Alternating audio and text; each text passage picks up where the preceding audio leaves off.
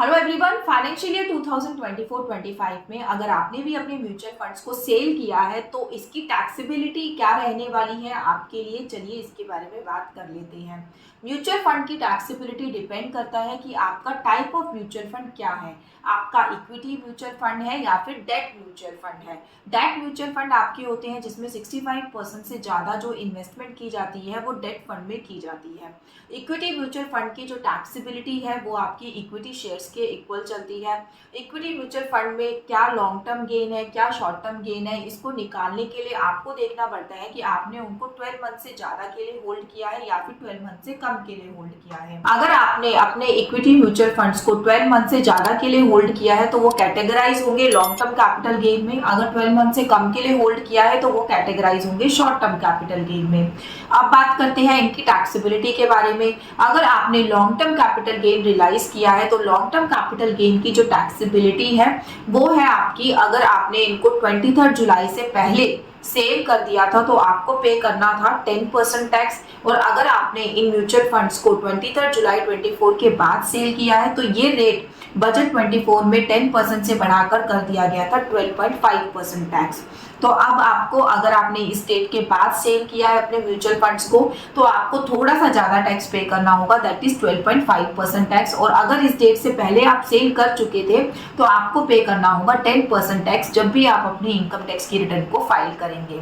वहीं अगर मैं शॉर्ट टर्म कैपिटल गेन की बात करूं तो शॉर्ट टर्म कैपिटल गेन के रेट में भी चेंजेस आए बजट के बाद। 23 जुलाई 24 से पहले आपने जो सेल कर दिए थे अपने म्यूचुअल फंड्स उस पर आपको पे करना होता था 15% टैक्स। अगर इस डेट के बाद अपने अपने म्यूचुअल फंड्स को सेल किया है तो आपको पे करना होगा 20% टैक्स। तो यहाँ पर भी बजट के बाद आपको 5% टैक्स एक्स्ट्रा पे करना होगा। अब बात करते हैं डेट म्यूचुअल फंड्स की। डेट म्यूचुअल फंड्स की जो टैक्सेबिलिटी है वो थोड़ी सी कॉम्प्लिकेटेड रहने वाली है। यहाँ पर आपको देखना है कि आपने उन म्यूचुअल फंड्स में इन्वेस्टमेंट कब करी थी।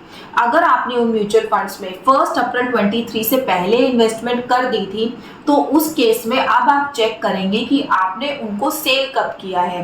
आप उनको 23 जुलाई 24 से पहले सेल कर चुके हो, यानी कि 1 अप्रैल 24 से लेकर 23 जुलाई 24 के बीच में अगर आपने अपने म्यूचुअल फंड को सेल किया है तो आपकी हम चेक करेंगे कि होल्डिंग कितनी है। अगर आपने उनको 36 मंथ से ज़्यादा के लिए होल्ड किया है तो वो कैटेगराइज होंगे लॉन्ग टर्म कैपिटल गेन में, और अगर आपने उनको 36 मंथ से कम के लिए होल्ड किया है तो की कैटेगरी आएगी short term capital gain. Short term capital gain हमेशा आपका स्लैब रेट पे टैक्स रहेगा, चाहे आपकी इन्वेस्टमेंट 1 अप्रैल 23 से पहले की है या फिर बाद की है।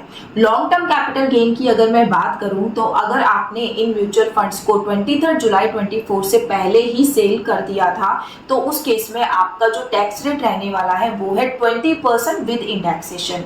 जी हाँ, डेट म्यूचुअल फंड पे आप इंडेक्सेशन का बेनिफिट अवेल करके 20% टैक्स पे कर सकते हैं। वहीं अगर मैं आफ्टर बजट यानी कि 23 जुलाई 24 के बाद की बात करूं कि आपने इन्वेस्टमेंट तो कर रखी थी 1 अप्रैल 23 से पहले बट आपने इनको सेल किया है 23 जुलाई 24 के बाद, तो आपको लॉन्ग टर्म कैपिटल गेन और शॉर्ट टर्म कैपिटल गेन को कैलकुलेट करने के लिए ये देखना पड़ेगा कि आपकी पीरियड ऑफ होल्डिंग 24 मंथ से ज़्यादा है या फिर कम है।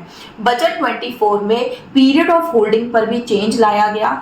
पहले इस डेट से पहले जब हम चेक करते थे शॉर्ट टर्म और लॉन्ग टर्म के लिए तो हम देखते थे 36 मंथ से ज़्यादा के लिए होल्ड किया है या कम के लिए होल्ड किया है, पर बजट के बाद अब हमें देखना पड़ता है कि आपने 24 मंथ्स यानी कि 2 ईयर्स से ज़्यादा के लिए होल्ड किया है या फिर कम के लिए होल्ड किया है।